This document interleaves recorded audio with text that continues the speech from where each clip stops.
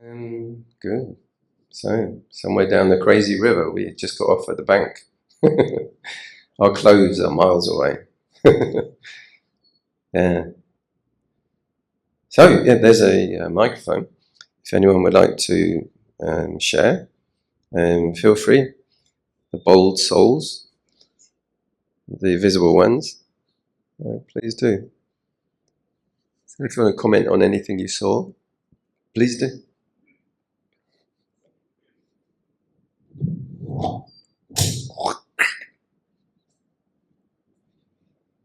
Shows it's working. There you go. Please. Can hear? Okay. One day, we all know we will die one day.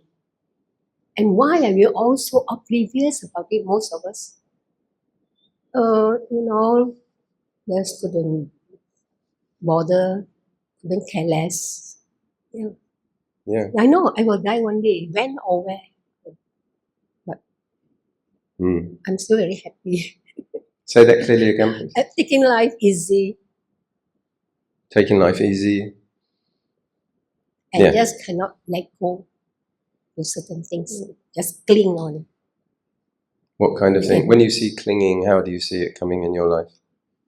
Clinging to your family, clinging to your property. Property. Yeah. And the ego is there when somebody says something you're not happy with, you can realize the feeling that you're not happy about it. But why? We learn so much in the Dharma for years. We have not really changed much. Yeah, I'm talking about myself actually. Oh, maybe B, you can share about your snake. Do you want to pass the microphone to B? B, would you like to? Yeah. About your snake story. That was like that, right? You thought you're dead, right? Yeah. Near the mouth. Okay. Yeah. About the snake, well, I was taking care of my mother. Then I stayed in my mother's house. Then while walking to my room, I saw a string. I didn't know that it's a snake. So I just kicked it out. Then it bit me. Yeah. I didn't realize it's a snake until it bit me. Luckily, it's a small one that the doctor said it's viper. It's not so dangerous. Wow. It's a viper. So I think I'm going to die also lah. Die lah. I die lah. So there's no one to help me. You see, at that time, only me and my brother and some neighbors, they come and help me. I said, there's a snake bite me. Then I have to I didn't wait for ambulance or anything called ambulance, but I had to call my son from Penang just to drive me to hospital. Then in the hospital, I was cheated because it was quite expensive for me, 600 for that treatment. But in the end, they said, oh, I don't have the cure for it. You have to go to GH. You see, so next time, when you have a snake bite, just go straight to GH emergency. Don't waste your money. That's why they tell me that. So to me, I think I'm lucky to stay alive. So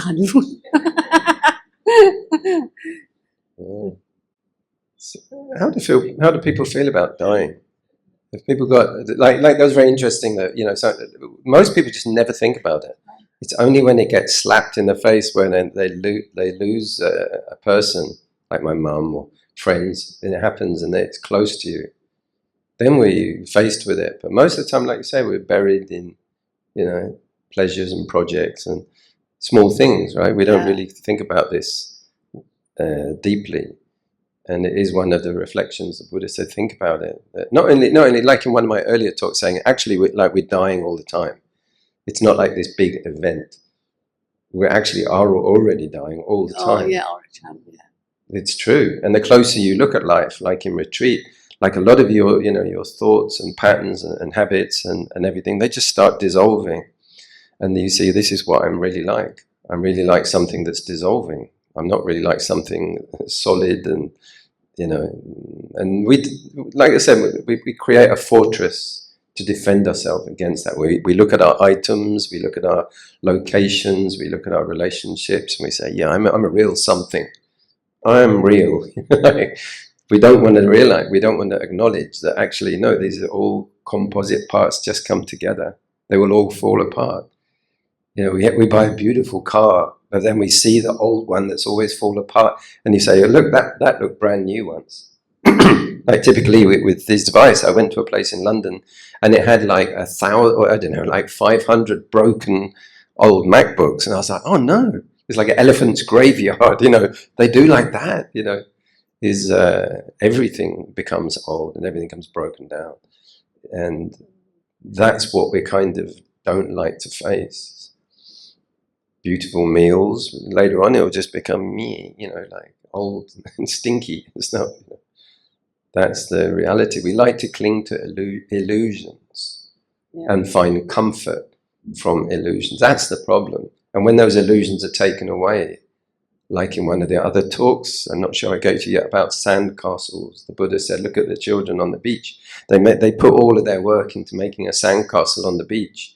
And they will like defend everyone, don't do it. But then at the end of the day, when the sea comes in, and they stamp up and down, they break it all, and then it just goes back in the sea. Well, that's like us.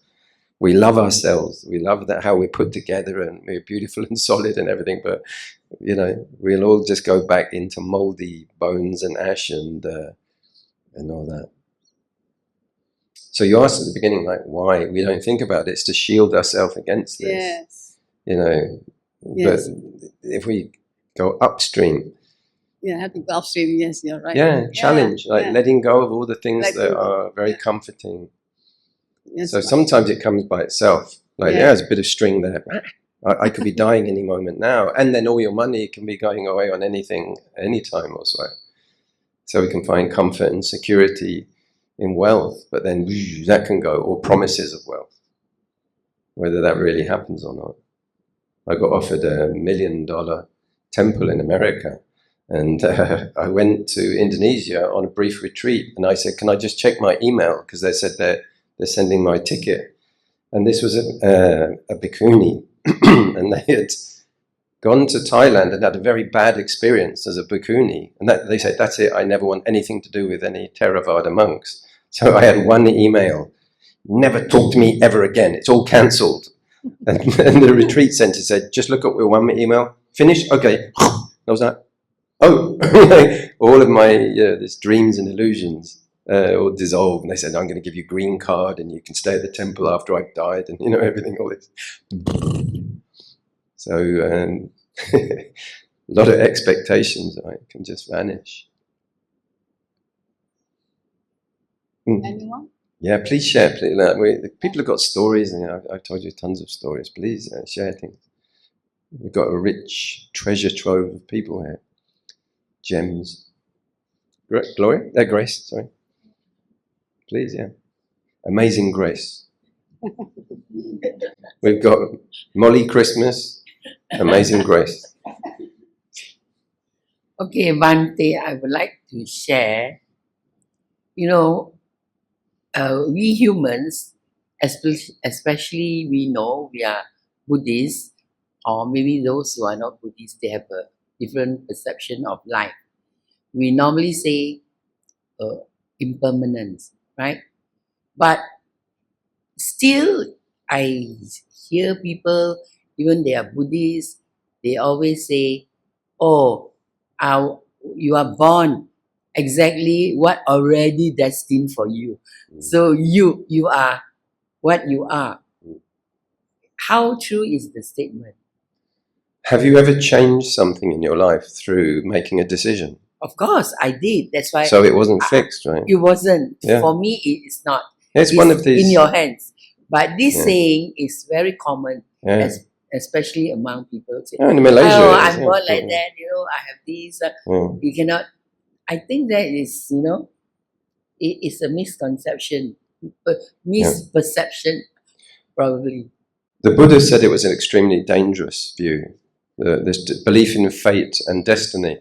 And there was one king at the time who was believing in it.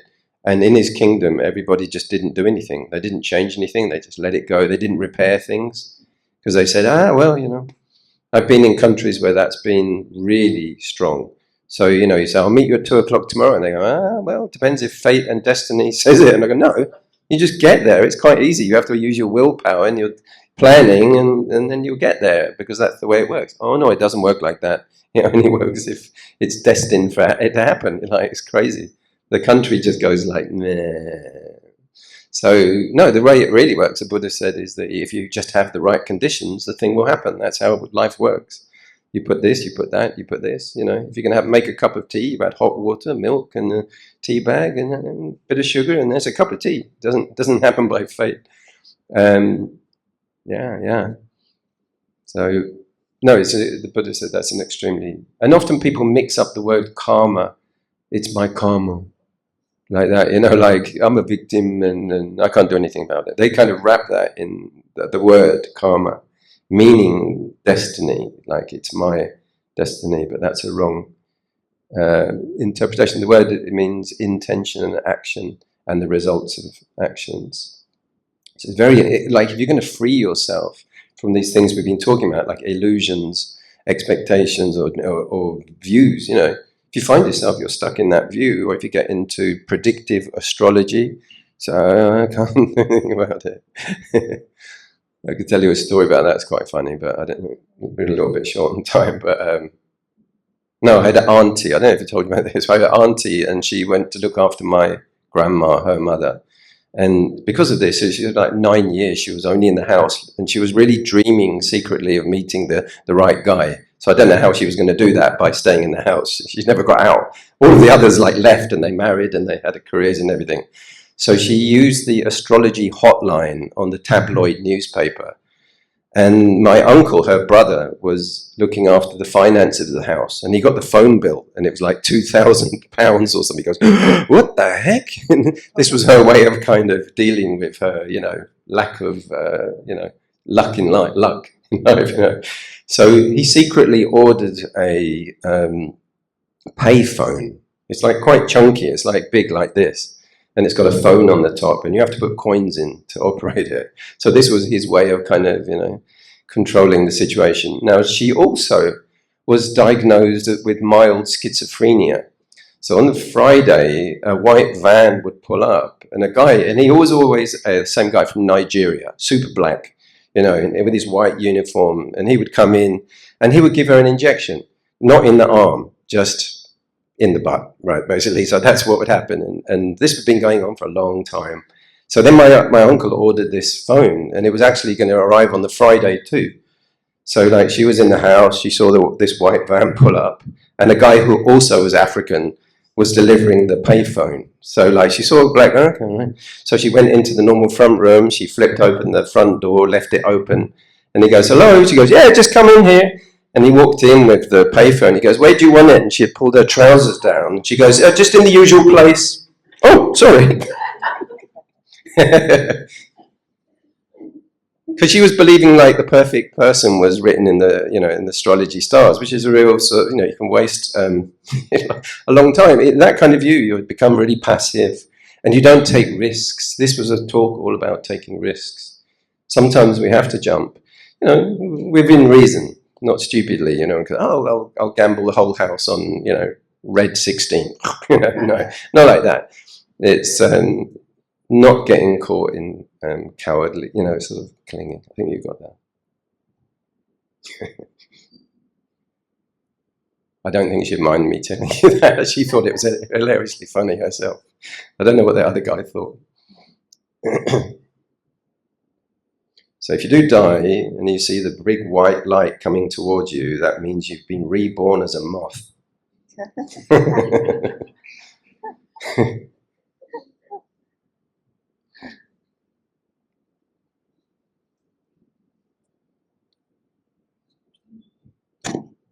Please. Okay, Bante.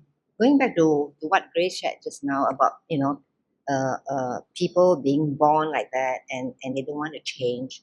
I think basically, you know, it's because these people, they don't acknowledge, you know, their shortcomings or their faults. They don't acknowledge, accept it, you know.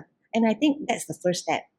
Then you really find within yourself that will, you know, of changing. Otherwise, nothing will change. You will remain where you are, and they will say, I'm born like that. Okay, you accept me as I am.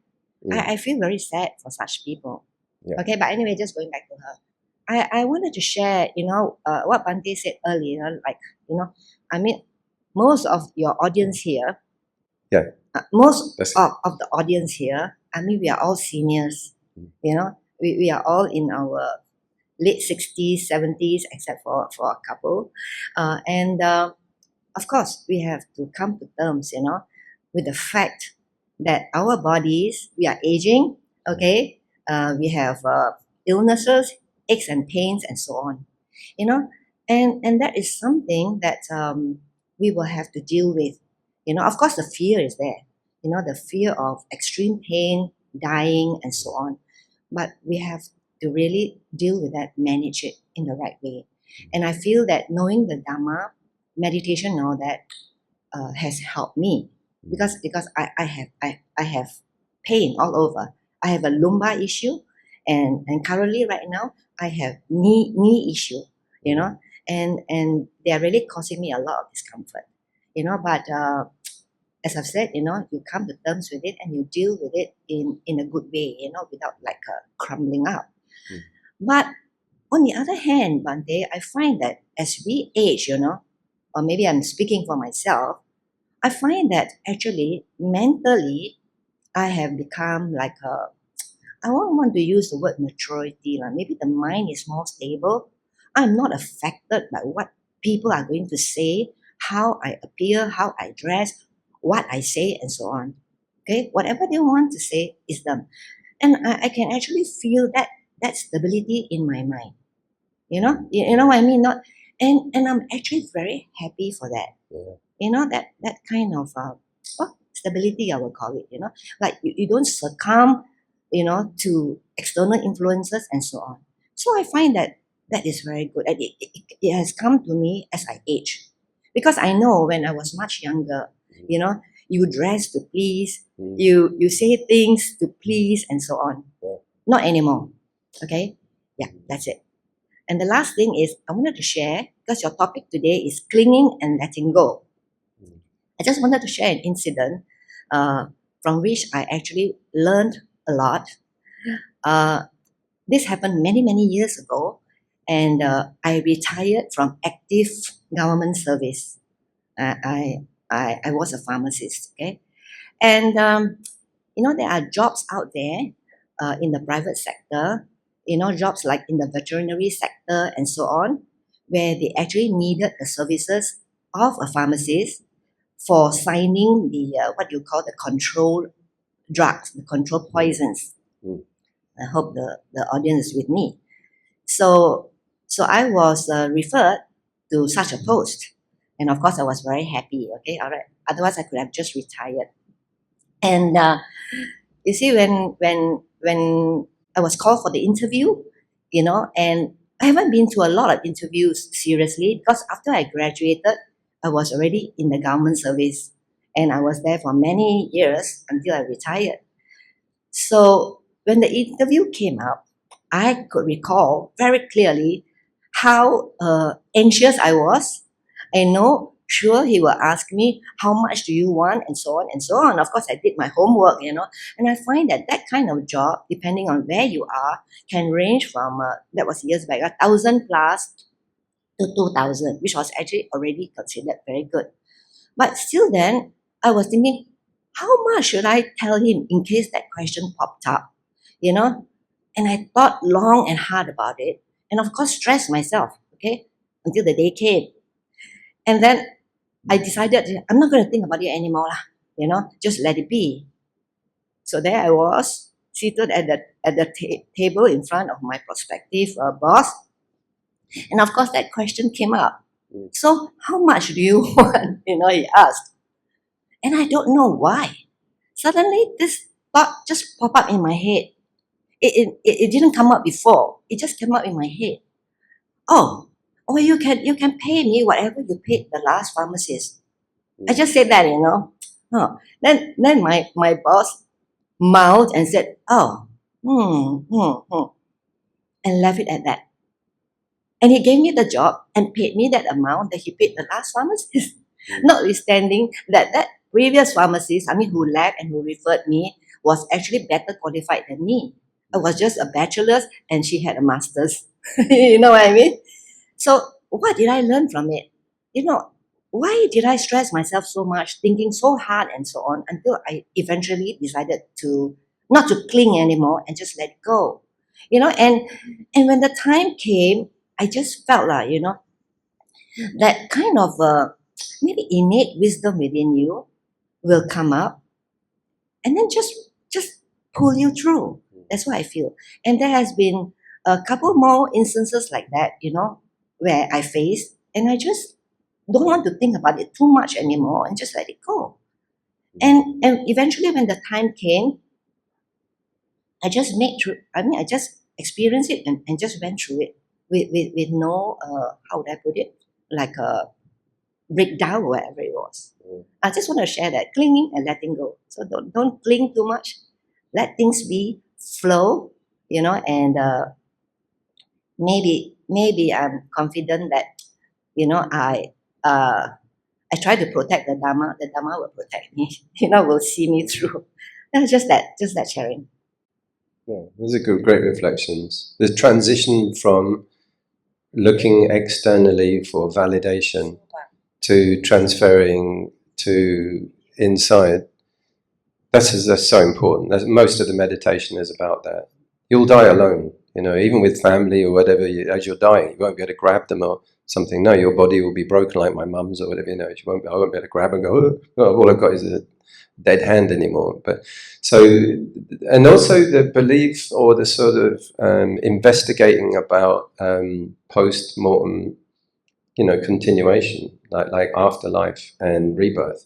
It's very important, because if you don't have that, combined with, if you just think that we are just our body, then that will affect the way that you live. You just, you know, I'm just this thing that was just made by my parents, and, you know, when it stops, it stops. Yeah, and there's no consequence for what you're doing. That's the great thing with Buddhism, is you can just continue to do sort of good actions without looking like, what did I get back from that? No, you can just do the belief in good karma is also, and the paramis, the perfections, is you just doing that without looking at what's in it for you. And then you'll expand as a character. And also non-self means not looking at self-worth, self-esteem, self-value, self-evaluation, like what am I worth as much, like that. And just looking at what is the best that you can do for our own experience on the path and for benefiting the community.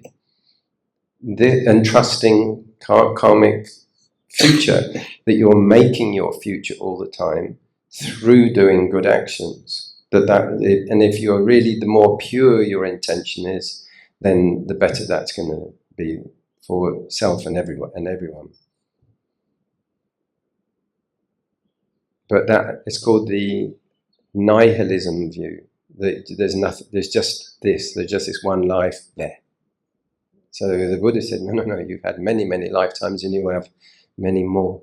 So there's also important, ultimately, to try to cool down or even extinguish that craving for more becoming as well. Like a lot of people are on the spiritual path really like looking for heaven or looking for a beautiful, better life.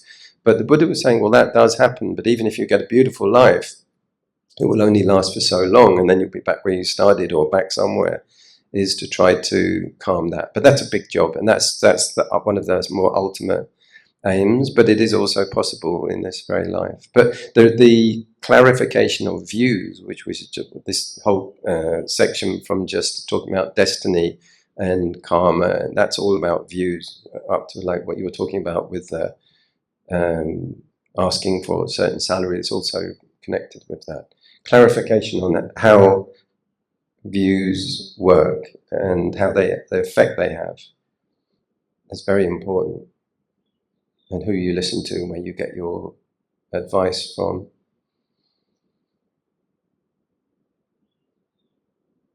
That's a big topic, so let's not open it up too much more than that. But that's very worth investigating. The Buddha talked about two views that are very important. One is the Eternalism view, which we're very familiar with in Christianity and Islam and Judaism and so on. It's like that you've got a soul and it's eternal, and it will go back to the Creator. And the other one, which is Nihilism, which is just that we are just material, and because the body will stop, and the consciousness is the outcome of the brain, that once that all breaks down, the consciousness will stop. But the Buddha was saying, no, it doesn't work like that. That the mind is fractionally before material. And on account of the nature of the mind, the state of the mind, that dictates actions. So you're always able to intervene with volition, with intention, with aim, with direction, and with purposeful, meaningful direction. And because you've got largely free choice within the limits of physical reality, you can go this way and that way also.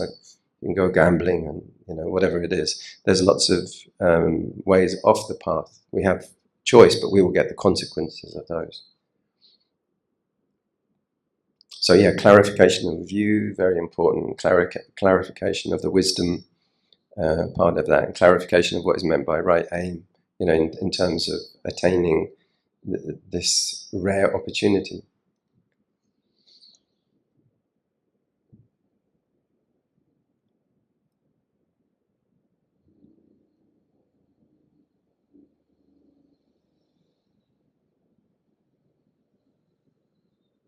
Okay, so we could go sledging down the hill or jump in the river. Good. Is there something anyone like to observations or sharing? Thank you very much for sharing, everyone who piped up there. It's great. Really good to hear. A really healthy group as well. Nice to see.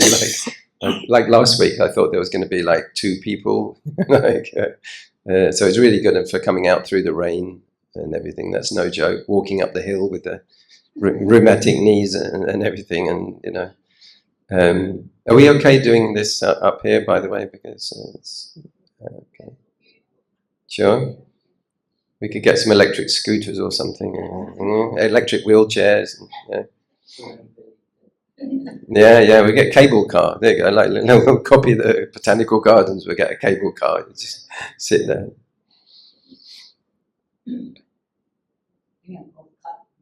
What was that? Golf cup.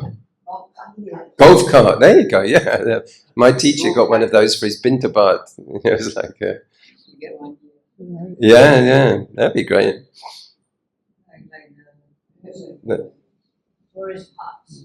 Yeah, they got those trains, right? Yeah.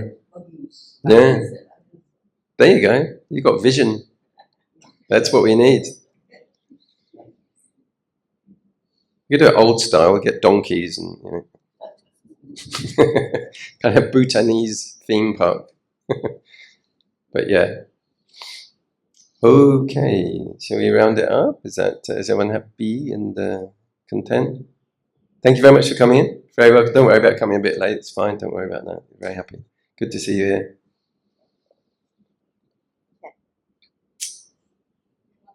Please, yeah.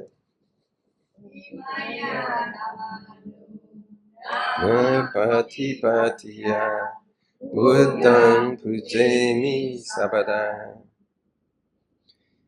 Imaya Dhammanu Dhamma Patipatiya Dhammam Pujemi Sabada Imaya Dhammanu Dhamma Patipatiya Sangham Pujemi Sabada. Sadhu, sadhu, sadhu. Great. Okay then. Thank you so much for coming. Come again. Bring a friend. Thank you. No, very, very welcome. Great to see you. Yeah, I'm glad I did. Yeah.